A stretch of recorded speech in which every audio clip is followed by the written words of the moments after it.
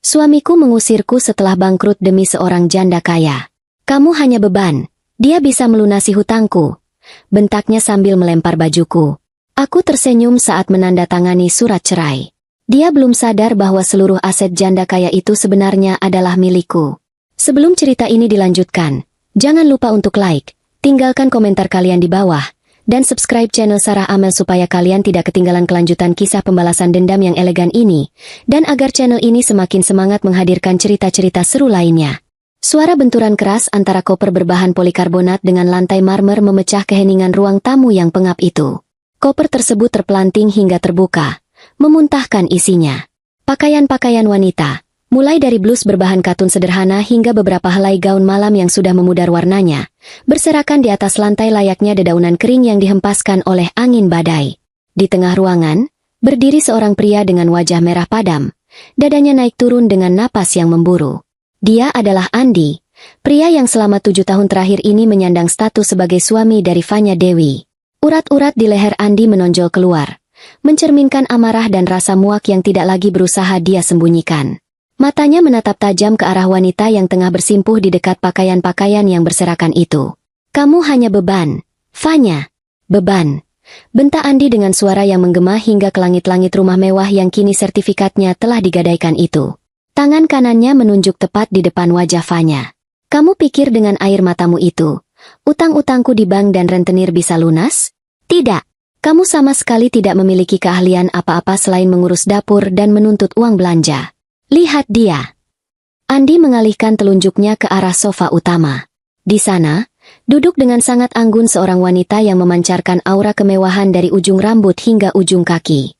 Wanita itu mengenakan gaun sutra berwarna zamrud yang membalut tubuhnya dengan sempurna.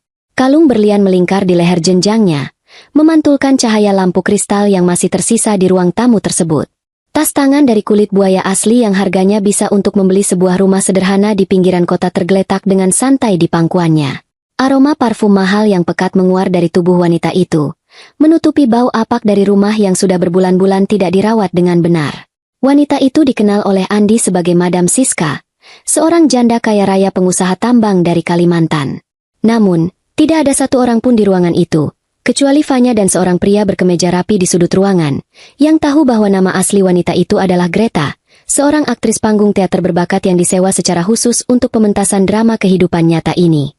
Greta menatap Fanya dengan tatapan merendahkan yang sangat meyakinkan. Dia menyilangkan kakinya dengan pelan, lalu tersenyum simpul.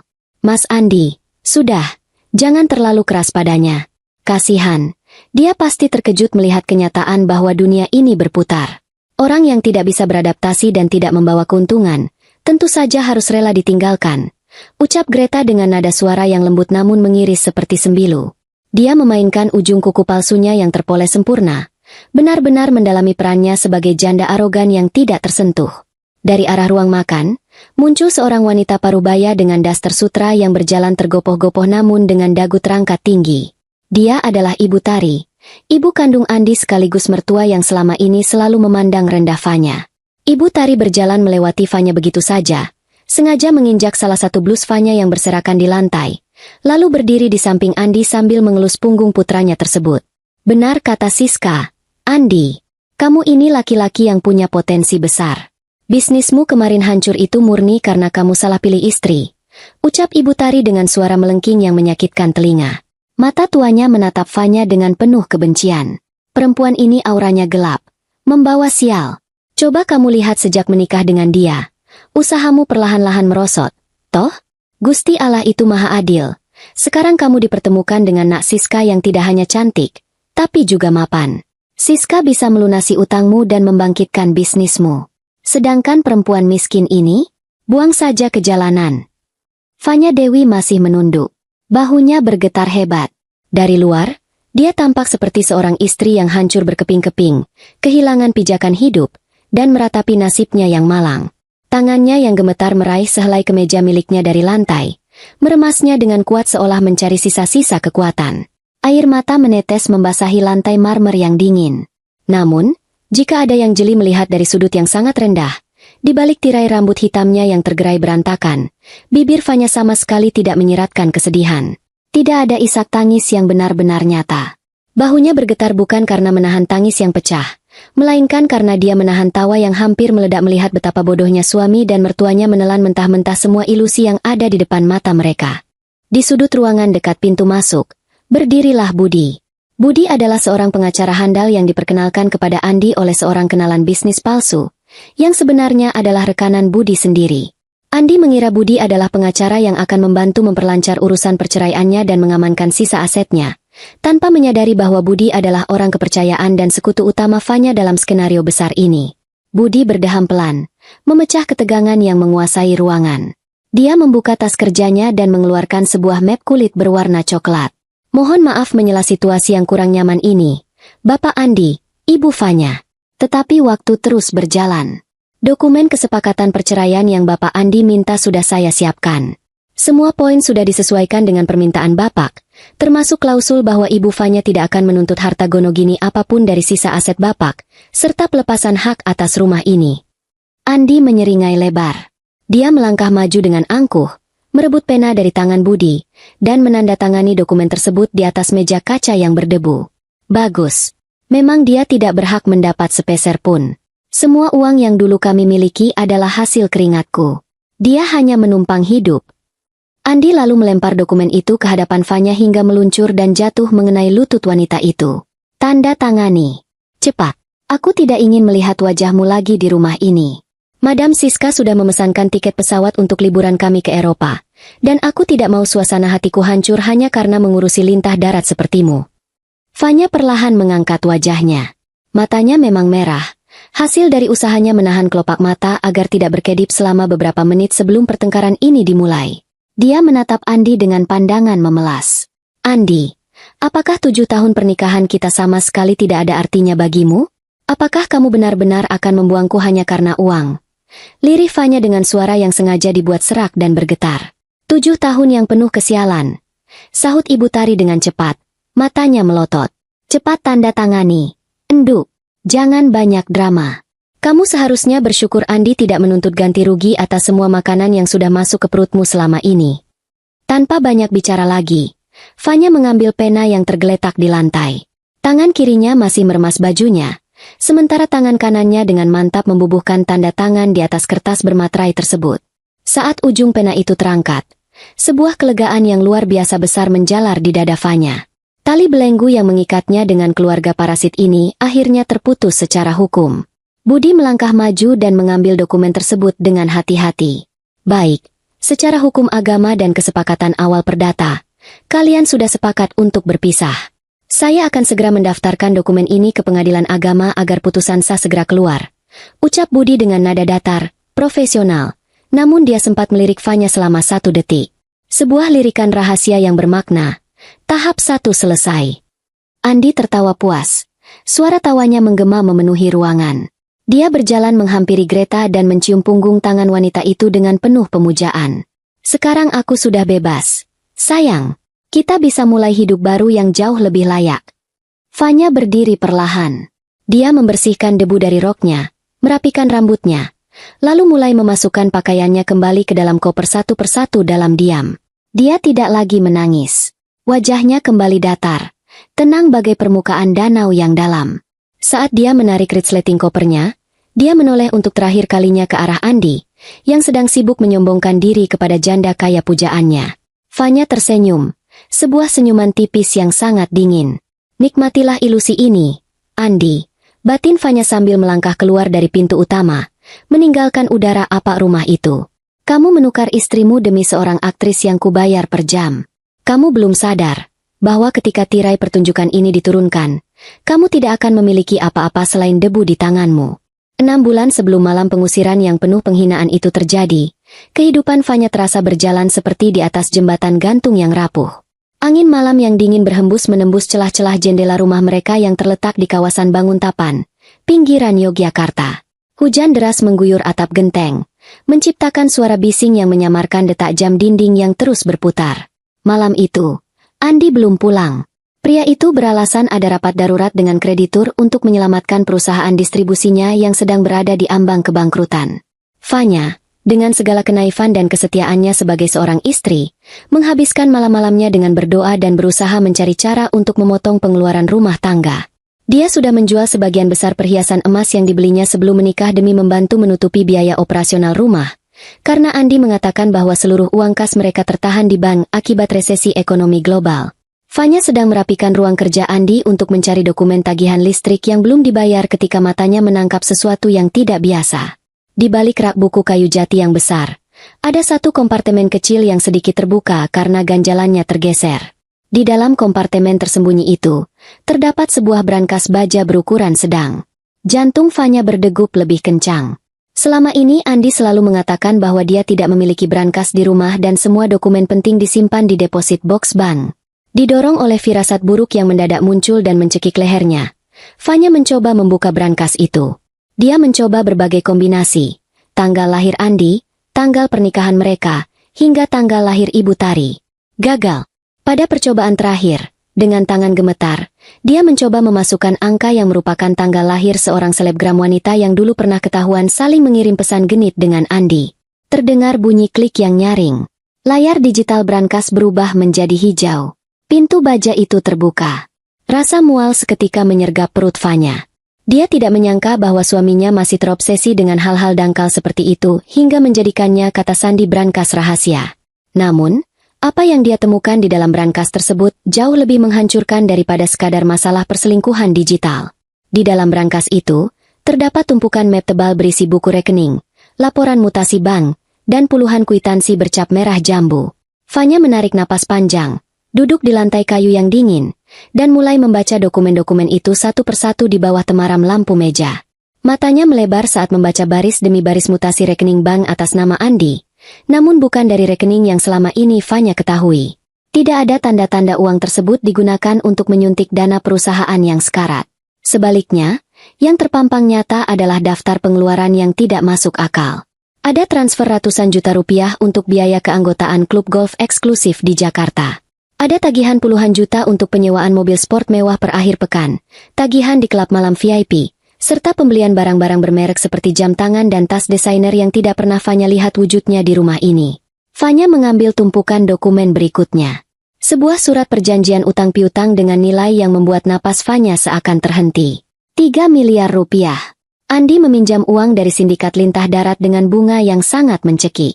Dan yang paling membuat dunia Fanya runtuh malam itu adalah dia menemukan selembar dokumen persetujuan agunan ke bank dengan tanda tangannya sendiri terpampang di sana.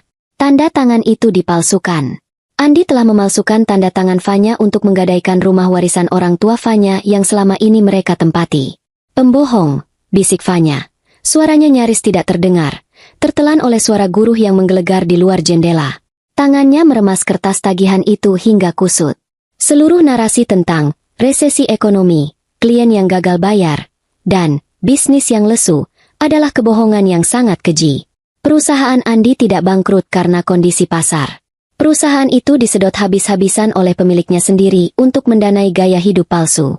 Andi menghancurkan bisnisnya demi terlihat seperti seorang miliarder di depan teman-teman komunitas elitnya yang baru, demi gengsi yang tidak ada harganya.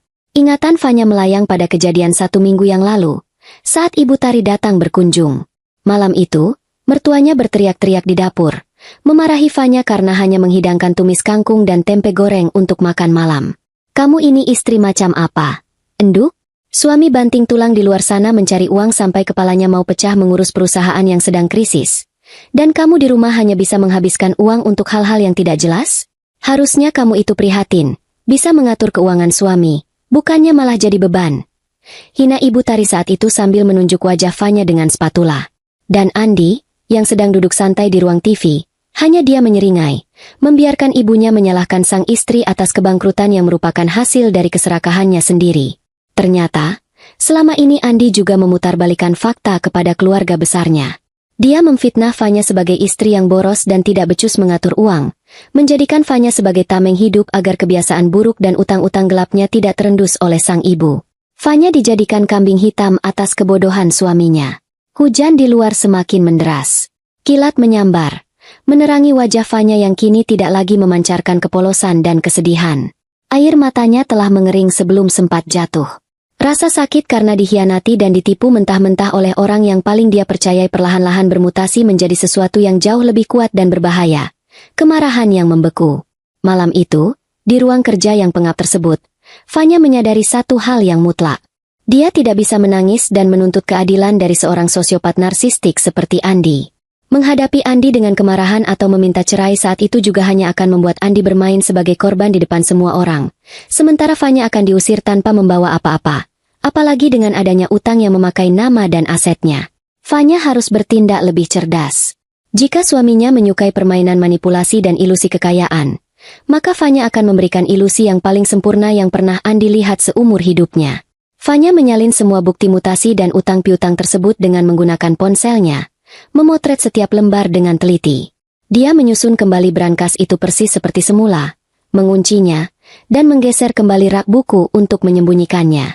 Pagi harinya, ketika Andi pulang dengan bau alkohol yang tersamar oleh parfum pria murahan, Fanya menyambutnya dengan secangkir kopi panas dan senyuman yang hangat. Dia mengaduk kopi itu perlahan, menatap mata suaminya dengan pandangan teduh, menyembunyikan rencana kehancuran total yang baru saja mulai dia rajut di dalam benaknya. Itulah awal dari semuanya.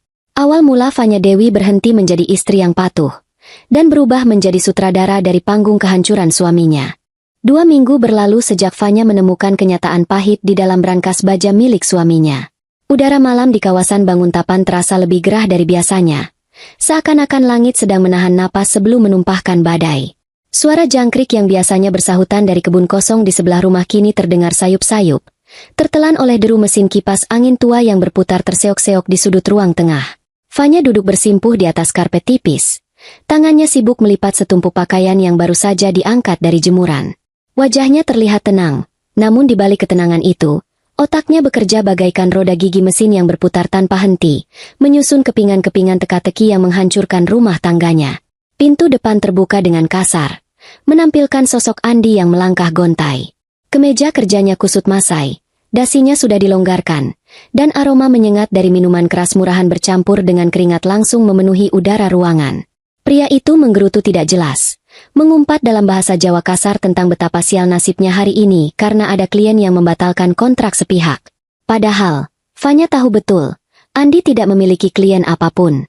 Perusahaannya sudah lumpuh total, hanya tinggal papan nama yang berkarat di depan ruko sewaannya yang sudah menunggak 3 bulan. Istri tidak berguna, suami pulang bukannya disambut, malah sibuk mengurusi kain gombal. Sungut Andi dengan suara berat dan serak.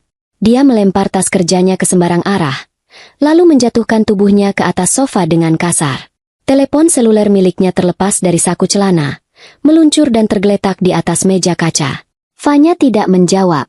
Dia hanya menundukkan kepala, membiarkan suaminya merasa berkuasa. Biar saya buatkan air jahe hangat untuk perut jenengan. Mas, ucap Fanya pelan, menggunakan nada suara yang sengaja dibuat patuh dan pasrah. Andi hanya mendengus kasar, lalu bangkit berdiri dengan susah payah. Tidak perlu. Aku mau mandi. Kepalaku rasanya mau pecah memikirkan cicilan bank.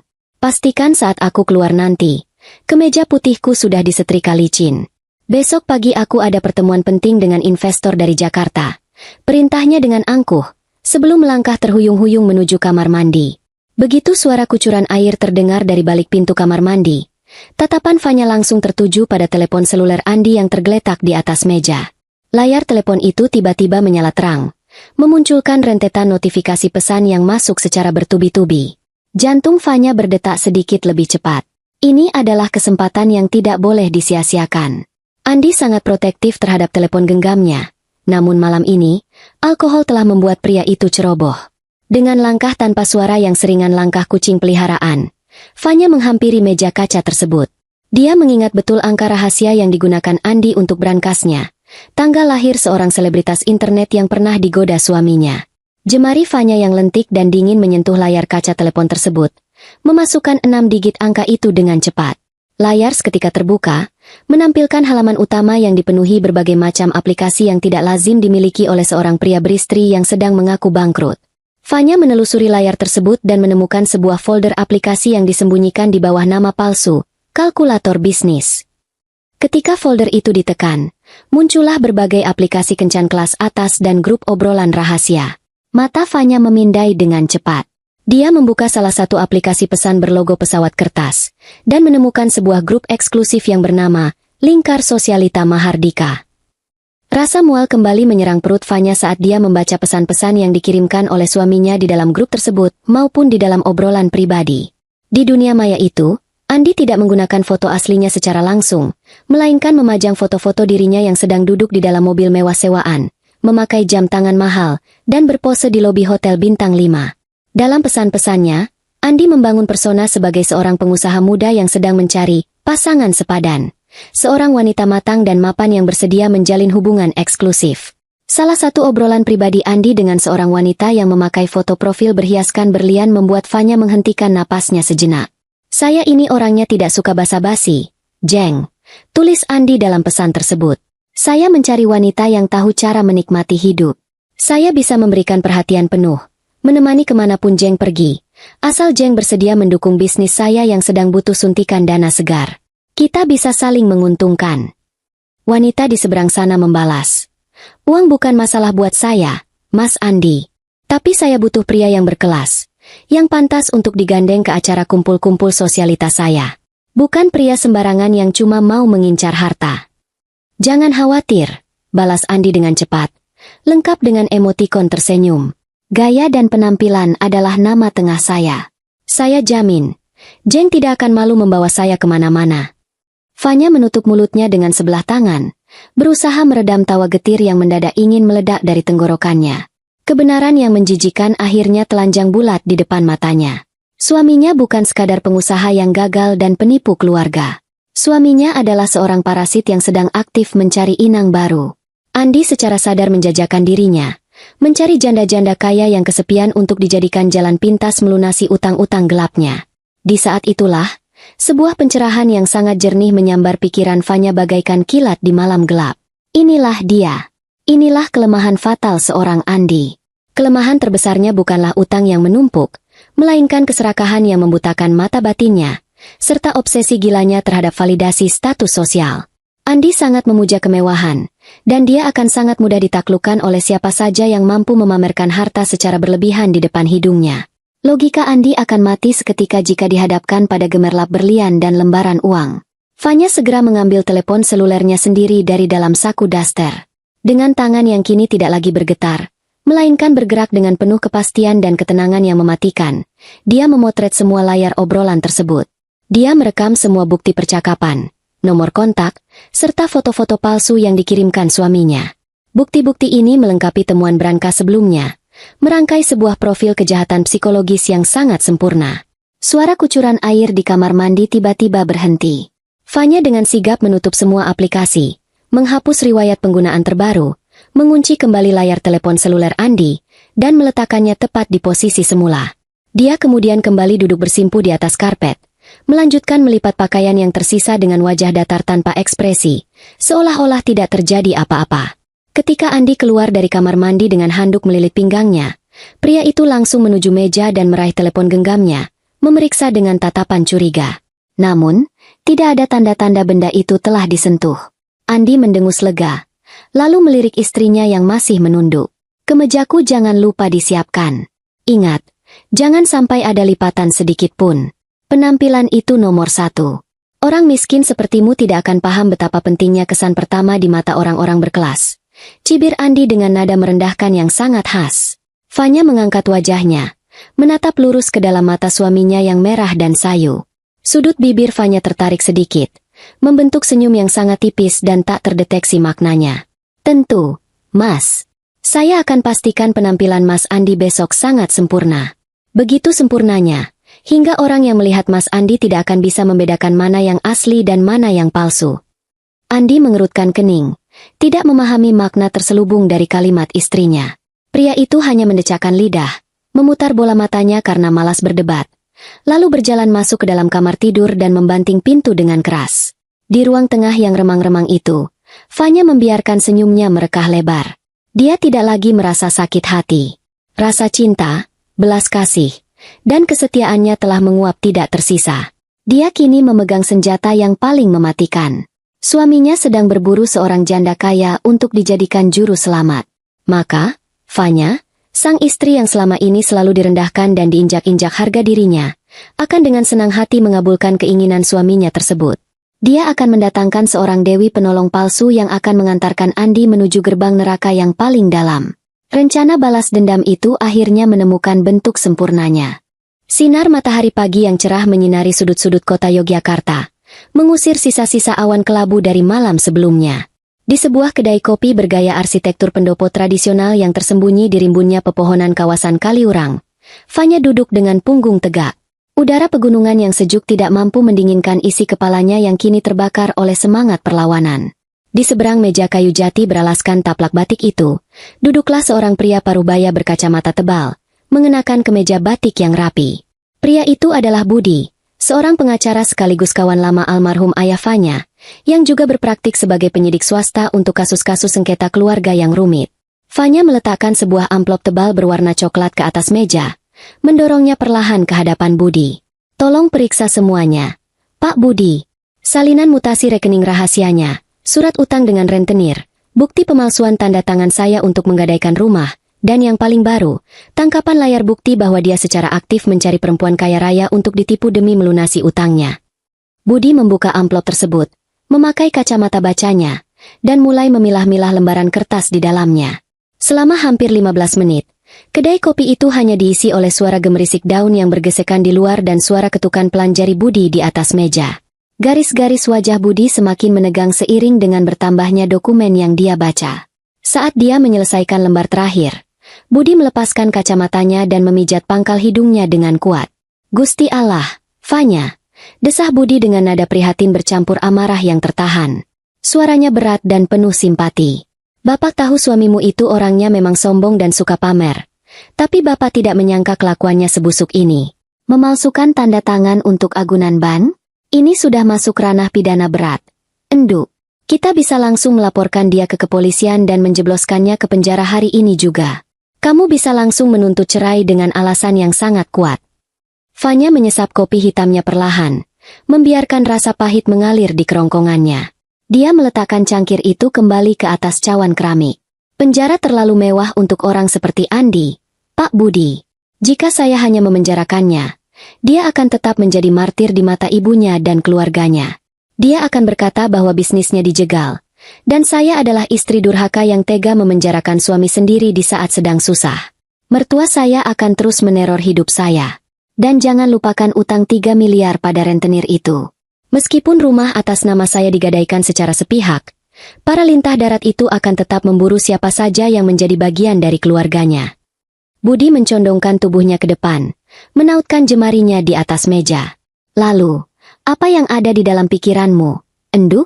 Apa rencanamu? Saya ingin dia menghancurkan dirinya sendiri. Saya ingin dia yang membuang saya, sehingga secara hukum dan di mata publik, dialah pihak yang berkhianat. Saya ingin dia menyerahkan seluruh sisa uang curiannya yang masih dia sembunyikan dengan sukarela. Dan setelah dia merasa berada di puncak dunia, saya ingin menarik karpet dari bawah kakinya, membiarkannya jatuh terjerembab dan tidak bisa bangkit lagi. Ucap Fanya dengan suara yang begitu tenang, bertolak belakang dengan kengerian rencana yang sedang dia ucapkan. Matanya memancarkan tekad yang teramat keras. Fanya kemudian menjelaskan tentang dana rahasia yang dimilikinya. Selama ini, Andi mengira Fanya adalah wanita miskin yang tidak memiliki apa-apa. Andi tidak pernah tahu bahwa sebelum ayah Fanya meninggal, beliau meninggalkan sebidang tanah yang cukup luas di kawasan Kabupaten Gunung Kidul.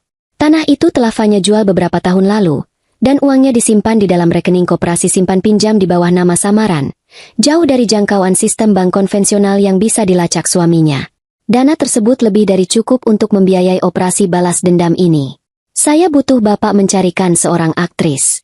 Bukan aktris sinetron yang wajahnya sering muncul di televisi, melainkan aktris panggung teater. Seseorang yang memiliki teknik olah vokal yang bagus, mampu mengendalikan bahasa tubuh dengan sempurna, dan bersedia melakukan peran improvisasi di kehidupan nyata. Dan yang paling penting, dia harus orang yang bisa tutup mulut rapat-rapat setelah dibayar. Pinta Fanya, menjabarkan spesifikasi karakter yang dia butuhkan. Budi terdiam sejenak, mengusap dagunya yang mulai ditumbuhi uban. Dia mulai menangkap arah permainan Fanya. Seorang aktris, untuk berpura-pura menjadi janda kaya yang diidam-idamkan oleh suamimu. Tepat sekali, angguk Fanya. 3 hari kemudian, Di sebuah ruang pertemuan tertutup di kantor firma hukum milik Budi, Fanya bertemu dengan kandidat yang direkomendasikan. Wanita itu bernama Greta, seorang aktris teater dari salah satu komunitas seni di Yogyakarta yang sedang kesulitan biaya untuk membayar perawatan rumah sakit ibunya yang terkena gagal ginjal. Greta datang dengan mengenakan pakaian sederhana, kaos oblong yang sudah pudar warnanya, celana jeans usang, dan rambut yang diikat sembarangan. Wajahnya terlihat lelah, namun matanya memancarkan kecerdasan dan ketajaman yang tidak bisa disembunyikan. Pak Budi sudah menjelaskan garis besar skenarionya kepada saya, Mbak Fanya, ucap Greta setelah mereka saling memperkenalkan diri. Suara Greta terdengar merdu, dalam, dan berartikulasi sangat jelas. Ciri khas seseorang yang terbiasa melontarkan dialog di atas panggung besar. Mbak ingin saya memerankan sosok sugar mommy yang super kaya, arogan, namun tetap memikat, untuk menjebak suami Mbak yang mata keranjang dan gila harta itu. Begitu, kan? Benar. Namamu di dalam lakon ini adalah Madam Siska. Kamu adalah janda dari seorang pengusaha tambang batu bara di Kalimantan yang baru saja meninggal dunia. Kamu pindah ke Yogyakarta untuk mencari ketenangan, namun juga sedang mencari hiburan baru untuk mengisi kebosananmu. Jelas Fanya sambil menyerahkan sebuah map berisi profil psikologis Andi, lengkap dengan hal-hal apa saja yang disukai dan dibenci pria itu. Greta membaca profil itu dengan cepat. Sudut bibirnya perlahan naik, membentuk senyuman miring yang penuh dengan intrik. Dalam sekejap mata, postur tubuh Greta berubah. Bahunya ditarik ke belakang, dagunya diangkat sedikit lebih tinggi, dan tatapan matanya yang tadinya lelah kini berubah menjadi tajam, dominan, dan penuh selidik. Ketika dia membuka mulutnya kembali, nada suaranya telah berubah drastis menjadi lebih lambat, mendesah, dan penuh dengan aura merendahkan. Jadi, pria miskin yang menyedihkan ini menyukai wanita yang bisa mendominasinya dengan uang? Menarik sekali. Saya rasa, dia akan langsung berlutut di bawah kaki saya bahkan sebelum saya sempat membuka dompet. Ucap Greta, kini sepenuhnya berada dalam karakter Madam Siska. Fanya dan Budi saling berpandangan, lalu mengangguk puas. Greta adalah pilihan yang sangat sempurna. Bagus. Mulai besok, kita akan melakukan transformasi, kata Fanya. Kembali ke mode taktisnya. Saya akan menyewa sebuah rumah mewah di kawasan perumahan elit di Jalan Palagan melalui aplikasi penyewaan jangka pendek selama 2 bulan. Pak Budi akan mengurus penyewaan mobil mewah tipe terbaru lengkap dengan sopir pribadinya. Saya juga akan membelikan beberapa setelan pakaian desainer asli dan menyewa perhiasan berlian dengan sertifikat yang meyakinkan. Budi mencatat semua kebutuhan logistik itu di buku catatannya. Lalu, bagaimana cara mempertemukan Madam Siska dengan suamimu secara natural agar dia tidak menaruh curiga? Akhir pekan ini, ada pameran properti dan apartemen mewah di aula Hotel Bintang 5 di pusat kota. Andi selalu datang ke acara-acara seperti itu dengan pakaian terbaiknya, berpura-pura menjadi calon pembeli hanya untuk mencari jaringan atau berburu mangsa. Kita akan melepaskan Madam Siska di sana. Buat agar pertemuan mereka terlihat seperti sebuah kebetulan yang ditakdirkan oleh semesta. Papar Fanya. Matanya berkilat dingin membayangkan rencana besarnya mulai bergulir. Fanya kemudian beralih menatap Budi dengan serius. Dan untuk Pak Budi, saya butuh Bapak masuk ke dalam hidup Andi. Buat agar Andi percaya bahwa Bapak adalah pengacara kotor yang bisa dibayar untuk membantunya merampas sisa harta saya dan mengurus perceraian dengan mulus. Buat dia percaya bahwa Bapak ada di pihaknya. Itu urusan mudah. Endu. Bapak punya banyak kenalan yang bisa memberikan rekomendasi, pengacara hitam, kepada suamimu. Jawab Budi sambil tersenyum tipis. Perencanaan itu berlangsung hingga senja turun menyelimuti kota. Fanya memastikan setiap detail terkecil sudah diperhitungkan dengan matang. Tidak ada ruang untuk kesalahan. Andi telah menghancurkan rumah tangga mereka dengan kebohongan demi kebohongan, dan kini, Fanya akan membalasnya dengan membangun sebuah kebohongan yang begitu indah, megah, dan mematikan. Sebuah panggung sandiwara telah didirikan, lampu sorot telah disiapkan, dan sang aktor utama, tanpa menyadari nasib buruk yang menantinya, segera bersiap melangkah masuk ke dalam jebakan yang akan mengakhiri segalanya. 3 hari setelah malam pengusiran yang penuh drama di ruang tamu berdebu itu, Andi merasa hidupnya sedang berada di puncak kejayaan. Keputusan pengadilan perdata yang diurus kilat oleh Budi, yang Andi yakini sebagai pengacara licik sewaannya, telah keluar. Secara administratif, Fanya kini hanyalah masa lalu yang berhasil disingkirkannya tanpa harus membayar harta gonogini sepeser pun. Andi kini menghabiskan waktunya di rumah mewah sewaan Madam Siska di kawasan Jalan Palagan. Rumah bergaya Mediterania itu dipenuhi oleh perabotan bergaya Eropa klasik, lampu kristal raksasa, dan koleksi lukisan mahal, yang kesemuanya tentu saja hanya barang sewaan. Namun di mata Andi yang mabuk kepayang oleh ilusi kekayaan, setiap debu di rumah itu tampak berkilauan layaknya serbuk emas. Suatu sore yang cerah di bulan Mei, di pinggir kolam renang pribadi rumah tersebut, Andi tengah bersantai menikmati cerutu mahalnya. Greta, yang kini sepenuhnya menjelma menjadi Madam Siska, duduk dengan anggun di kursi santai seberangnya, mengenakan kacamata hitam berbingkai lebar dan baju renang elegan yang ditutupi oleh jubah mandi sutra. Di atas meja kaca kecil di antara mereka, tergeletak sebuah iPad yang layarnya menampilkan grafik-grafik bisnis yang membingungkan. Siska menghela napas panjang, sebuah helaan napas yang sengaja dibuat terdengar lelah namun penuh gaya. Dia melepaskan kacamata hitamnya dan menatap Andi dengan pandangan menilai yang tajam. "Mas Andi, jujur saja." Siska memulai pembicaraan, nadanya berat dan mendesah. "Saya sangat nyaman dengan perhatian dan pelayanan yang Mas berikan. Mas adalah pria yang tahu cara memperlakukan wanita berkelas. Tapi..." Siska menggantung kalimatnya, membiarkan keheningan mengambil alih sejenak untuk memancing rasa ingin tahu Andi. Andi segera mencondongkan tubuhnya ke depan, mematikan cerutunya di asbak dengan terburu-buru. "Tapi apa, sayang? Ada yang kurang dari pelayananku? Katakan saja, aku akan mengabulkan apapun permintaanmu." Siska tersenyum miring, sebuah senyum meremehkan yang sangat tipis namun berhasil menyengat ego maskulin Andi. "Saya ini pengusaha, Mas. Di dunia saya, pria itu dihargai bukan hanya dari seberapa pintar dia memuji wanita, tapi dari ketajamannya berbisnis dan kemampuannya melipat gandakan uang. Saya berencana memindahkan sebagian besar investasi saya dari Singapura ke Eropa, dan saya ingin membawa Mas ke sana. Saya bahkan sudah merencanakan untuk melunasi seluruh sisa utang Mas di bank dan rentenir itu. Anggap saja itu uang jajan bulanan dari saya." Mata Andi langsung berbinar rakus mendengar janji pelunasan utang dan pindah ke Eropa. Itu adalah jalan keluar instan yang selama ini ia idam-idamkan. "Benarkah? Kamu memang bidadari penyelamatku, Siska." "Tapi tunggu dulu." Siska mengangkat tangannya yang dihiasi cincin berlian imitasi berkilauan. "Keluarga almarhum suami saya di Kalimantan selalu mengawasi gerak-gerik saya. Mereka tahu saya dekat dengan Mas. Mereka mencibir saya, mengatakan saya hanya memelihara pria pengangguran miskin yang cuma menumpang hidup." Wajah Andi seketika memerah karena malu dan marah mendengarnya, egonya tertusuk. "Itu fitnah. Aku ini pengusaha, Siska. Aku hanya sedang kurang beruntung karena keadaan ekonomi." "Tunjukkan pada mereka, Mas," sahut Siska dengan nada menantang yang elegan. Dia mengetuk layar iPad di atas meja dengan ujung kukunya yang panjang. "Ini adalah portofolio dari investasi berlian mentah di Afrika Selatan yang sedang saya danai secara eksklusif. Keuntungannya bisa mencapai 300% dalam waktu 6 bulan. Saya tantang Mas Andi untuk masuk ke konsorsium ini. Buktikan pada keluarga besar saya bahwa Mas bukan sekadar benalu, tapi pria yang punya naluri investasi tajam." Andi menelan ludah. Berapa nilai investasinya, sayang?" Siska tersenyum merendahkan. "Oh, tidak banyak, Mas. Hanya untuk formalitas, agar nama Mas masuk dalam daftar dewan direksi. 1,5 miliar rupiah sudah cukup untuk kelas pemula. Saya akan menanggung sisanya yang puluhan miliar itu." Keringat dingin mulai merembes di pelipis Andi. 1,5 miliar. Dari mana dia bisa mendapatkan uang sebanyak itu? Namun, otak liciknya yang serakah mulai berputar dengan kecepatan penuh. Jika dia menyetorkan uang itu, Siska akan melunasi utangnya yang 3 miliar, dan dia akan mendapat keuntungan besar dari investasi berlian itu, plus tiket ke Eropa. Ini adalah pertaruhan yang sangat sepadan.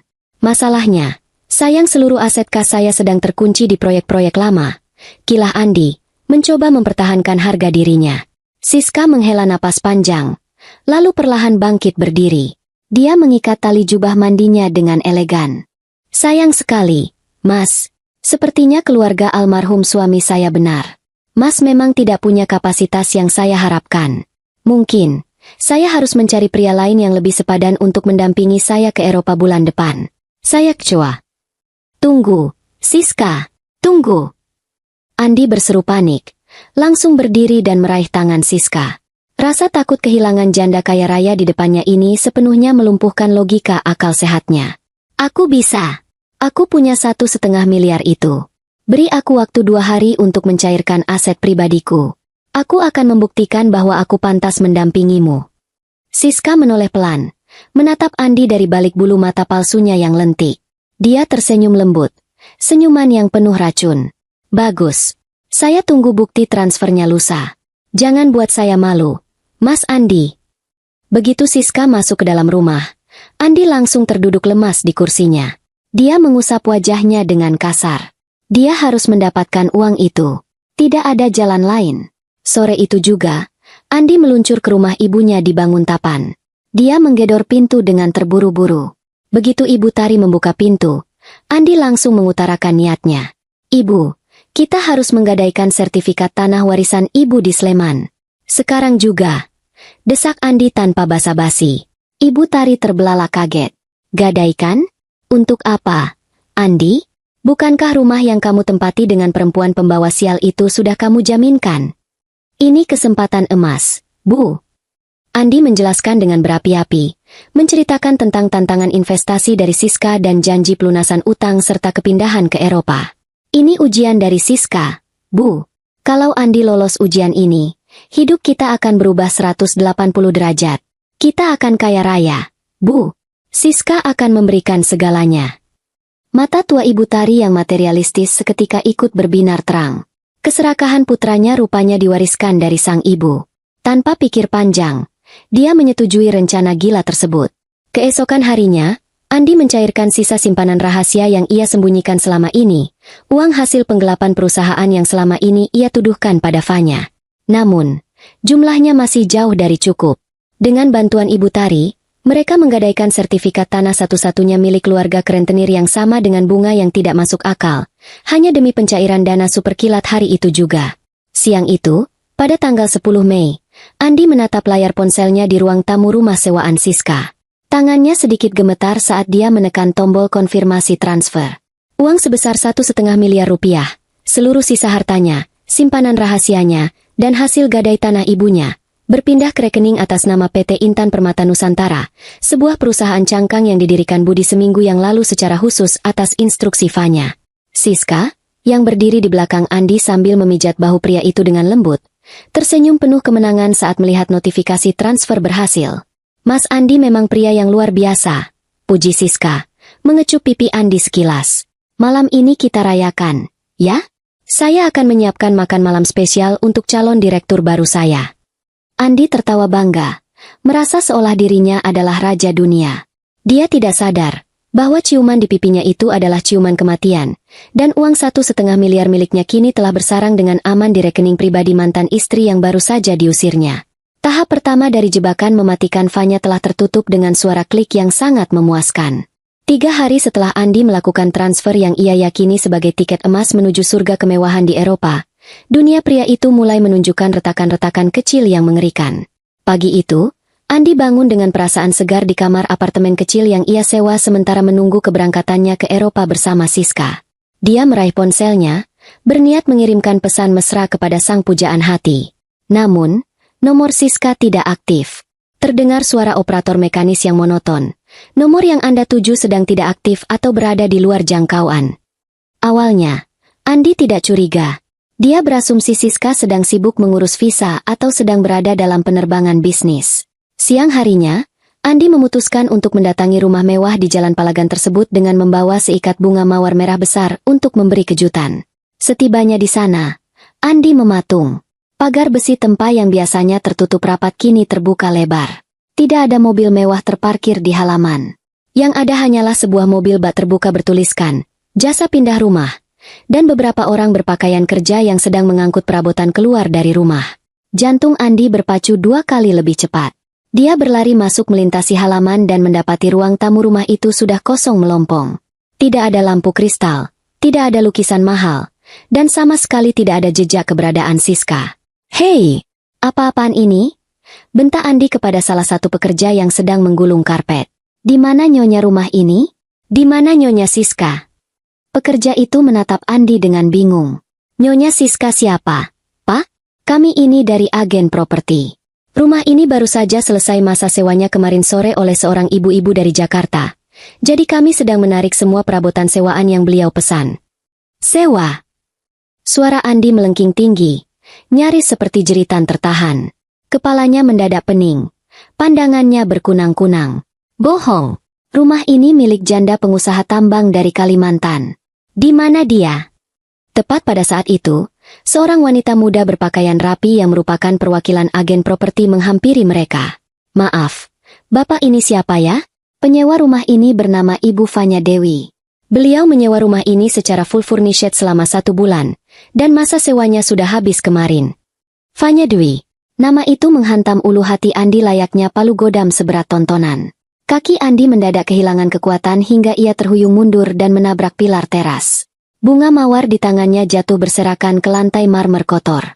Udara di sekitarnya terasa lenyap seketika, membuatnya tersedak dalam kepanikan yang luar biasa. Di tengah kebingungan dan ketakutan yang mencekik itu, ponsel Andi bergetar hebat di dalam saku celananya. Sebuah pemberitahuan pesan masuk dari sebuah nomor yang tidak dikenal. Pesan itu hanya berisi sebuah tautan video. Dengan tangan gemetar hebat dan keringat dingin yang mengucur deras, Andi membuka tautan tersebut. Layar ponselnya menampilkan sebuah ruangan elegan yang sangat ia kenal, ruang kerja Budi, pengacaranya. Namun, bukan Budi yang duduk di balik meja direktur yang besar itu. Di sana, duduklah Fanya. Penampilan Fanya sungguh berbeda 180 derajat dari istri kumal yang diusirnya tempo hari. Rambutnya kini ditata rapi. Wajahnya dirias sempurna, dan ia mengenakan setelan blazer mahal yang memperlihatkan keanggunan sejati, bukan kemewahan norak seperti yang sering ditunjukkan Siska. Di samping Fanya, berdirilah wanita yang selama beberapa minggu ini dipuja-puja oleh Andi siang dan malam.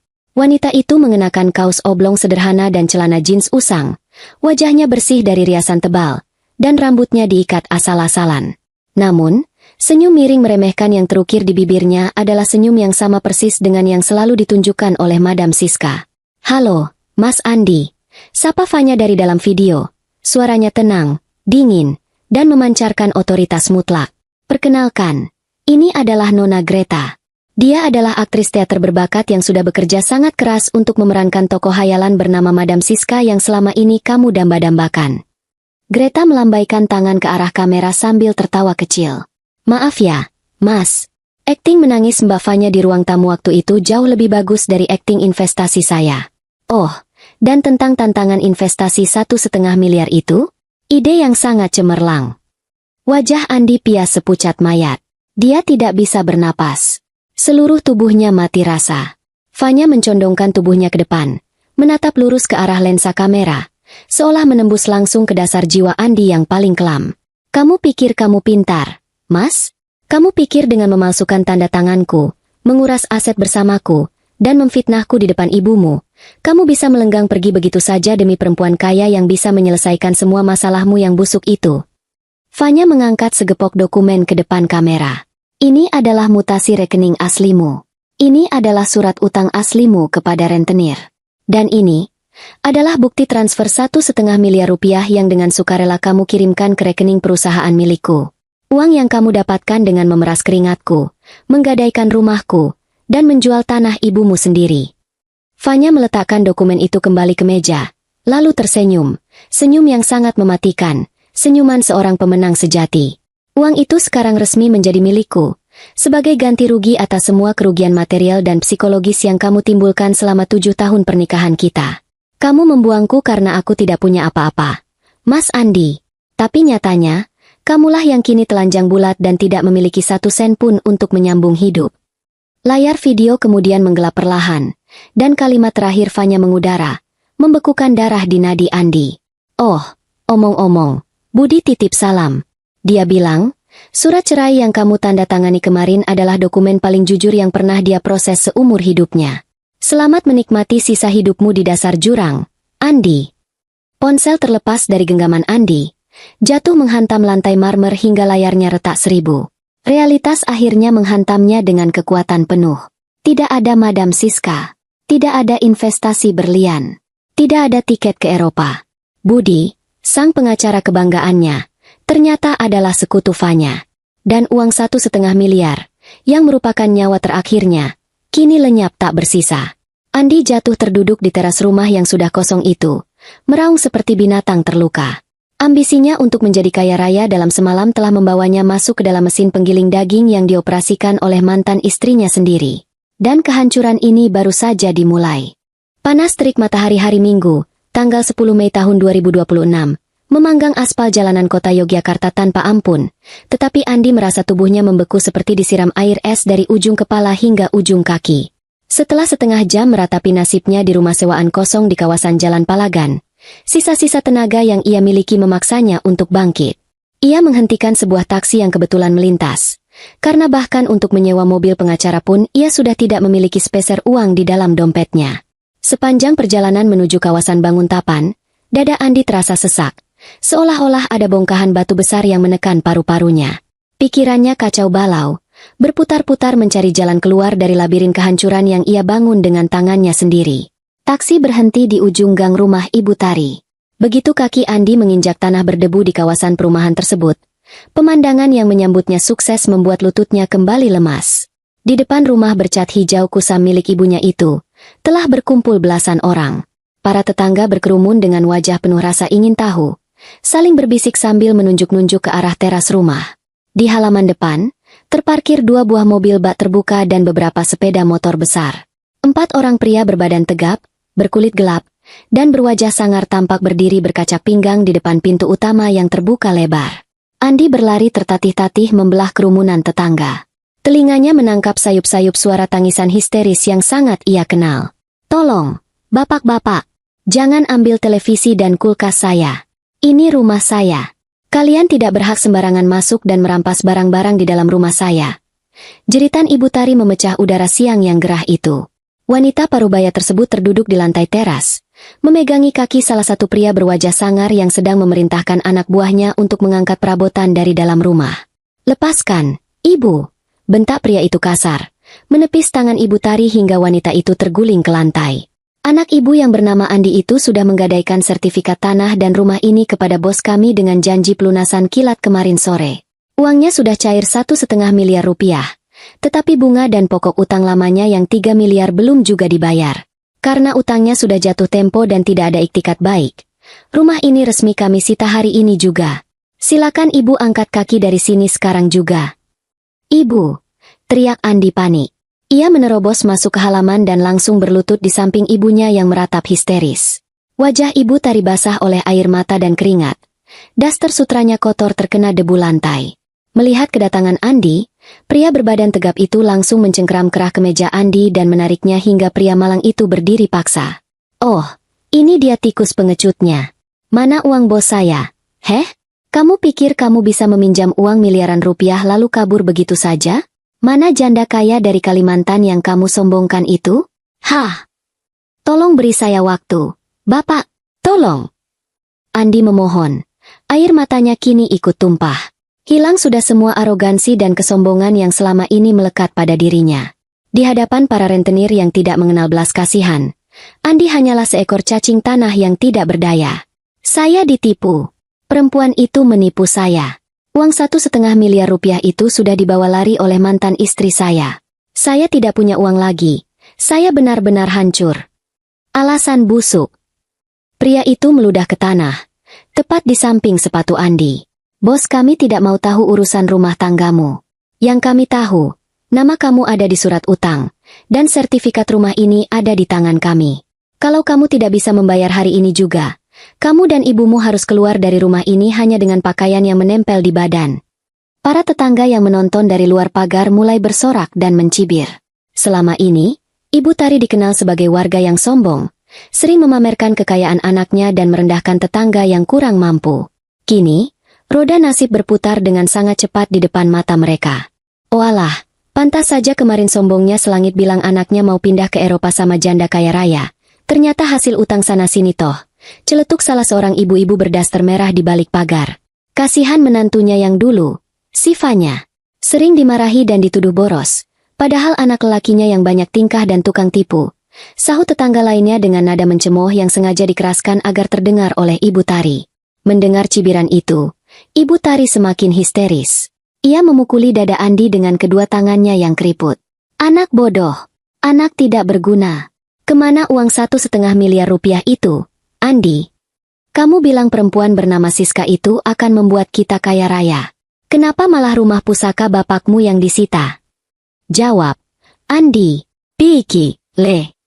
Bagaimana ini, nak? Belum sempat Andi menjawab amukan ibunya. Sebuah mobil sedan berwarna hitam mengkilap berhenti perlahan di depan pagar rumah. Pintu mobil terbuka, dan sosok Budi, sang pengacara, melangkah keluar dengan setelan jas rapi. Di belakang mobil Budi, sebuah mobil patroli kepolisian ikut berhenti, menyalakan lampu rotator biru yang menyilaukan mata. Dua orang petugas kepolisian berseragam lengkap turun dari mobil tersebut. Melihat kedatangan polisi, para penagih utang sedikit mundur, namun tetap menjaga jarak aman di sekitar teras. Budi melangkah masuk ke halaman rumah dengan wajah datar dan tatapan sedingin es. Andi yang melihat Budi, bagaikan melihat malaikat penyelamat, langsung merangkak maju dan mencoba meraih kaki pengacara tersebut. Bapak Budi, tolong saya. Bapak Budi, tolong jelaskan kepada polisi dan orang-orang ini bahwa saya ditipu oleh Fanya. Fanya yang membawa lari uang saya. Bapak harus membantu saya menuntut perempuan licik itu. Rengek Andi dengan suara serak.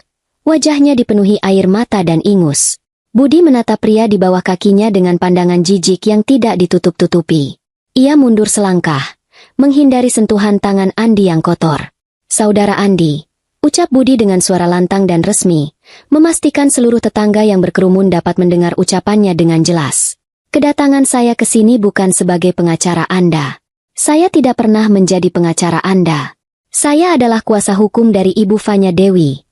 Pernyataan Budi bagaikan sambaran petir di siang bolong bagi Andi dan Ibu Tari. Wajah Andi semakin pucat. Napasnya tersengal-sengal. Budi mengeluarkan sebuah map berisi dokumen tebal dan menyerahkannya kepada salah satu petugas kepolisian. Bapak polisi, ini adalah bukti-bukti tambahan yang melengkapi laporan klien saya. Saudara Andi telah melakukan pemalsuan tanda tangan klien saya, Ibu Fanya Dewi, untuk menggadaikan rumah warisan milik klien saya ke pihak Bank Sentral. Selain itu, kami juga membawa bukti audit forensik yang menunjukkan bahwa saudara Andi telah menggelapkan dana distributor perusahaannya sendiri senilai miliaran rupiah untuk kepentingan pribadi. Petugas kepolisian tersebut mengangguk, menerima dokumen itu, lalu melangkah maju menghampiri Andi yang masih terduduk lemas di lantai. Saudara Andi, atas laporan dari Ibu Fanya Dewi dan pihak direksi perusahaan distributor tempat Anda bermitra, kami membawa surat perintah penangkapan. Anda ditahan atas tuduhan tindak pidana penipuan, penggelapan dana dalam jabatan, dan pemalsuan dokumen berharga. Silakan berdiri dan ikut kami ke kantor kepolisian sekarang juga. Tidak, tidak mungkin. Kalian semua bersekongkol menghancurkan saya. Andi berteriak histeris, meronta-ronta di lantai seperti anak kecil yang kehilangan akal. Ia menunjuk Budi dengan jari telunjuk yang bergetar hebat. Ini tidak adil. Fanya merampas uang 1,5 miliar rupiah milik saya. Tangkap perempuan itu. Budi tersenyum sinis, membetulkan letak kacamatanya dengan tenang. Uang 1,5 miliar rupiah yang Anda transfer dengan sadar dan sukarela ke rekening PT Intan Permata Nusantara itu adalah murni investasi bodong yang Anda lakukan atas keserakahan Anda sendiri. Dan berdasarkan perjanjian pranikah serta pembagian harta yang Anda tanda tangani sendiri dengan penuh kesadaran kemarin, Ibu Fanya berhak atas kompensasi kerugian akibat ulah Anda. Secara hukum, uang itu adalah milik Fanya. Anda jatuh ke dalam lubang yang Anda gali sendiri, Saudara Andi. Dua orang petugas kepolisian langsung menarik lengan Andi secara paksa, memaksa pria itu berdiri, dan memborgol kedua tangannya di belakang punggung. Suara logam borgol yang beradu terdengar sangat jelas di tengah keheningan siang itu. Melihat putra kesayangannya diborgol dan diseret menuju mobil polisi, Ibu Tari berteriak memanggil nama Andi berulang kali. Beban mental dan kenyataan bahwa ia akan menjadi gelandangan hari itu juga ternyata terlalu berat untuk ditanggung oleh jantung tuanya. Mata Ibu Tari mendadak mendelik ke atas. Tangannya mencengkeram dada kirinya dengan kuat. Lalu wanita itu ambruk tidak sadarkan diri di atas lantai teras. Suasana menjadi sangat kacau. Beberapa tetangga yang berbaik hati berlarian masuk untuk menolong Ibu Tari, sementara para penagih utang mulai memasang garis segel di depan pintu rumah. Andi, yang sedang didorong masuk ke dalam kursi belakang mobil kepolisian, hanya bisa menatap ibunya yang terkapar melalui kaca jendela yang setengah terbuka. Tangisannya tidak lagi bersuara, tenggorokannya tercekat oleh penyesalan yang datang sangat terlambat. Di tengah sorakan cemooh para tetangga, kilatan cahaya dari kamera telepon seluler warga yang merekam kehancurannya, dan sirine mobil polisi yang mulai meraung membelah jalanan, Andi akhirnya menyadari satu kebenaran yang mutlak. Fanya Dewi tidak hanya mengalahkan dirinya. Mantan istrinya itu telah menghancurkan seluruh harga diri, masa depan, dan kewarasannya hingga menjadi debu yang tidak bersisa. Penghakiman publik itu terasa lebih menyakitkan daripada kematian itu sendiri. 1 tahun kemudian, angin malam bulan Mei tahun 2027 berhembus lembut, membawa aroma kopi Arabica yang baru dipanggang bercampur dengan harum bunga melati yang ditanam di sepanjang pekarangan. Di kawasan Kaliurang yang sejuk, jauh dari hiruk-pikuk polusi kota Yogyakarta, berdiri sebuah bangunan kafe berkonsep rumah kaca yang sangat elegan bernama Serambi Dewi. Kafe itu adalah salah satu tempat berkumpul paling eksklusif bagi kalangan menengah ke atas, terkenal karena kualitas kopinya yang tiada tara dan suasananya yang menenangkan jiwa. Di salah satu sudut meja bundar yang terbuat dari marmer hitam berkualitas tinggi, duduklah Fanya Dewi. Ia menyesap teh kamomil hangat dari cangkir porselen putih dengan gerakan yang sangat anggun. Penampilannya sungguh memukau. Fanya mengenakan gaun sutra berwarna biru laut yang jatuh membingkai tubuhnya dengan sempurna, dipadukan dengan perhiasan berlian asli berdesain minimalis namun mewah. Wajahnya berseri-seri, memancarkan kedamaian dan ketenangan batin yang tidak pernah ia rasakan selama 7 tahun hidup dalam bayang-bayang kebohongan mantan suaminya.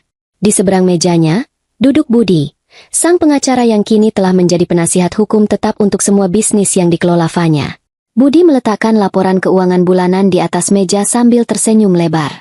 Pendapatan kafe cabang kedua di Seminyak, Bali, bulan ini melebihi target yang kita proyeksikan, Fanya.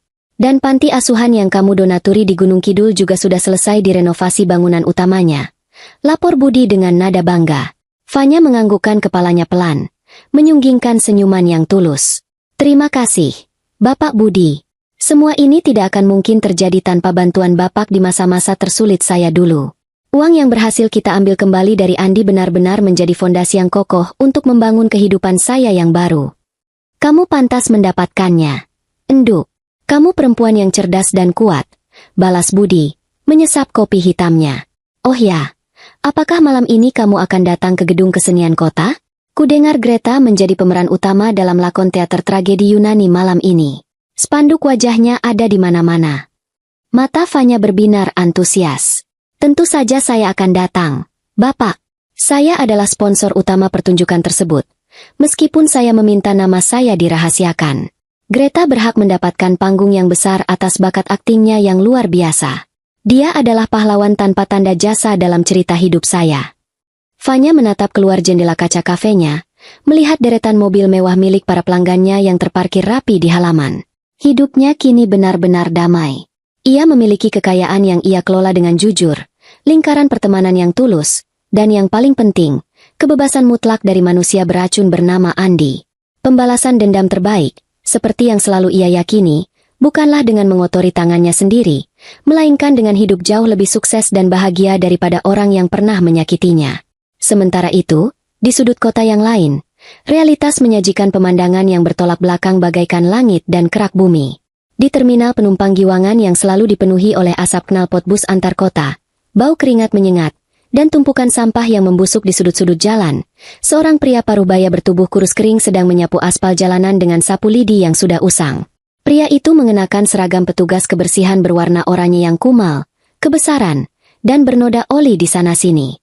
Topi pudar menutupi separuh wajahnya yang kini ditumbuhi cambang berantakan.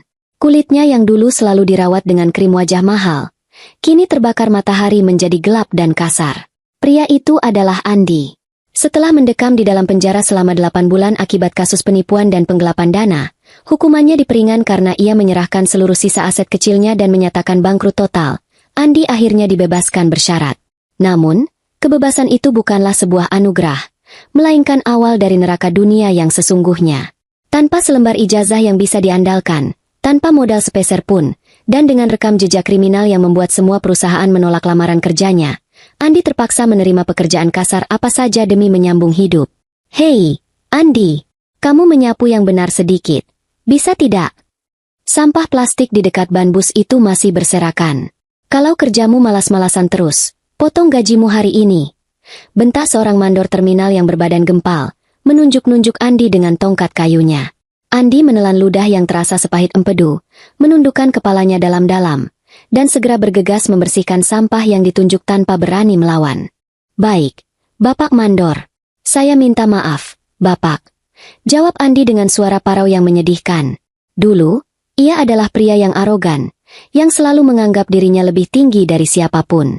Kini, ia harus membungkuk dan menelan harga dirinya bulat-bulat hanya untuk selembar uang pecahan Rp50.000. Malam harinya, dengan tubuh remuk redam dan telapak tangan yang melepuh penuh kapalan, Andi melangkah gontai menyusuri gang sempit dan gelap di kawasan kumuh pinggiran sungai. Ia membuka pintu kayu tipis yang sudah keropos, memasuki sebuah kamar sewaan berukuran 2x3 meter yang sangat pengap, tanpa jendela, dan hanya diterangi oleh sebuah bola lampu kuning yang redup. Bau obat-obatan murahan bercampur dengan bau pakaian kotor langsung menyergap penciumannya. Di sudut ruangan, di atas sebuah kasur lipat tipis yang digelar langsung di atas lantai semen, terbaring Ibu Tari. Sejak serangan jantung hari itu, mertua yang dulu selalu membanggakan kekayaan anaknya tersebut kini menderita stroke ringan. Separuh tubuh sebelah kirinya lumpuh tidak bisa digerakkan, dan mulutnya menjadi sedikit miring saat berbicara. Mendengar suara decitan pintu, Ibu Tari perlahan memutar kepalanya. Sorot matanya masih memancarkan kemarahan dan kebencian yang sama, namun kini diselimuti oleh keputusasaan yang mendalam. "Kamu baru pulang, anak tidak berguna?" desis Ibu Tari dengan suara sengau yang sulit dipahami akibat kelumpuhan saraf wajahnya. "Ibu lapar. Seharian ini ibu hanya makan nasi sisa kemarin dengan kecap. Kemana saja kamu seharian? Pasti kamu keluyuran tidak jelas. Anak bodoh. Gara-gara keserakahanmu mencari perempuan janda itu, kita sekarang hidup membusuk di tempat kotor seperti ini." Andi tidak menjawab. Ia berjalan gontai menuju ember berisi air bersih di sudut ruangan, membasuh wajahnya yang kotor oleh debu terminal. Air matanya mengalir turun, bercampur dengan sisa air cucian wajahnya. Setiap malam, makian ibunya adalah lagu pengantar tidur yang harus ia dengarkan. Tidak ada kedamaian, tidak ada pelarian. Andi perlahan duduk bersandar pada dinding semen yang lembab, menarik lututnya hingga merapat ke dada. Ia mengeluarkan sebuah koran bekas yang ia temukan di terminal siang tadi dari dalam saku celananya. Di halaman kolom gaya hidup koran tersebut, terdapat sebuah foto kecil yang mengulas tentang pembukaan kafe mewah di Bali. Dan di foto itu, tampak Fanya sedang tersenyum cerah, memotong pita peresmian, dikelilingi oleh para pengusaha sukses dan pejabat daerah. Mantan istrinya terlihat sangat bercahaya, layaknya seorang ratu yang menduduki tahtanya kembali. Andi meremas koran bekas itu hingga hancur di dalam genggamannya. Isak tangis pelan keluar dari bibirnya yang kering dan pecah-pecah. Di dalam ruangan sempit, gelap, dan berbau pesing itu, diiringi oleh kutukan tanpa henti dari ibu kandungnya sendiri, Andi akhirnya menyadari makna dari hukuman seumur hidup. Fanya tidak pernah menggunakan kekerasan untuk menghancurkannya. Fanya hanya menyajikan sebuah cermin besar yang memantulkan keserakahan dan kebusukan hati Andi sendiri, lalu membiarkan pria itu terjun bebas ke dasar jurang yang ia gali dengan tangannya sendiri. Penyesalan itu kini menjadi racun yang akan terus menggerogoti jiwa Andi hingga akhir hayatnya. Karma telah dibayar dengan sangat lunas, dan pertunjukan sandiwara kehidupan ini telah mencapai akhir yang sangat memuaskan.